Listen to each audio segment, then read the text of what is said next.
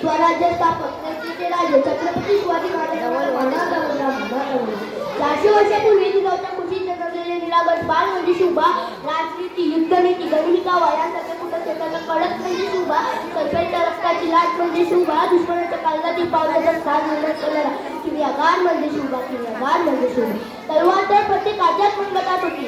तलवार तर प्रत्येकाच्याच मनगटात होती. पण स्वराज्य स्थापन करण्याची चाप फक्त आणि फक्त छत्रपती शिवाजी महाराजांच्याच रक्तात होती. छत्रपती शिवाजी महाराजांच्याच रक्तात होती. मित्रांनो, शिवाजी हा केवळ एक 3 अक्षर शब्द नाही, तर तो एक मंत्र आहे. तो मंत्र उच्चारून अंगाचे रक्त सरसरायला लागते आणि एकीकडे सकारात्मक ऊर्जेचा प्रवाह तयार होतो.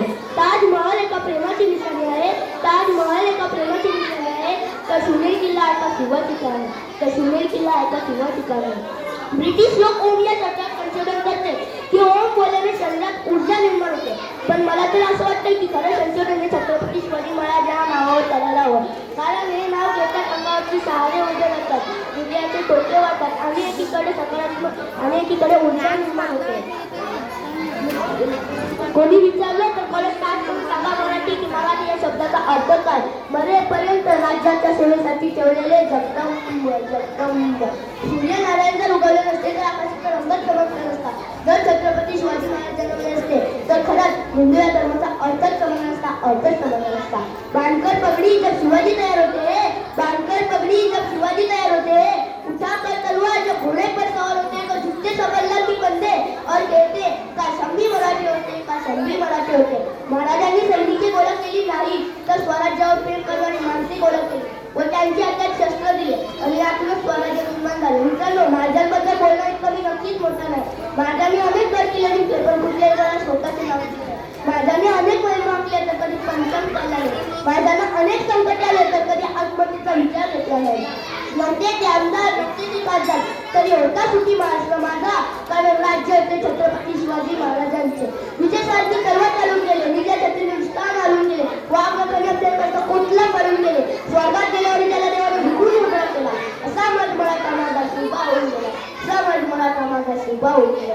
आज या मातीमध्ये जन्म घेतलेल्या मुलांना सांगावे लागत नाही की छत्रपती शिवाजी महाराज कोण होते, कारण जन्मतच तिसरी त्यांच्या मनामध्ये छत्रपती शिवाजी महाराजांचे नाव कोरून ठेवते. कोण होते शिवाजी, असे कोणते काम त्यांनी केले होते की 350 वर्षे उलटूनही त्यांचं नाव त्यांच्या कधीला येतं. या लोकांना तर सोडणार, पण त्या कार्याकरांना विचारले की छत्रपती शिवाजी महाराज कोण होते तर ते सांगतील दुधराचा अवतार तो वाघात असा होता. दुधराचा अवतार तो वाघात असा होता. विचारायला तयार लागली, विचारायला सांगलं मी माझा शिवबा कसा होता, माझा शिवबा कसा होता.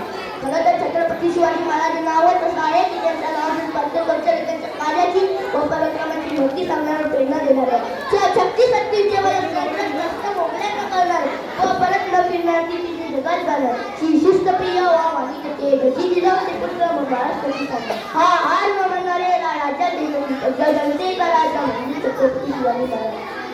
हवा वेगाने नव्हती पेक्षाही त्यांचा वेग होता. हवा वेगाने नव्हती पेक्षाही त्यांचा वेग होता. अन्यायाविरुद्ध लढण्याचा इरादा त्यांचा वेग होता. असा जिजाऊचा शिवबा लाखात नाही तर जगात एक होता. जगात एक होता. असा जिजाऊचा शिवबा लाखात नाही तर जगात एक होता. महाराजांनी रायगडाच्या साक्षीने स्वराज्य स्थापनेची प्रतिज्ञा घेतली.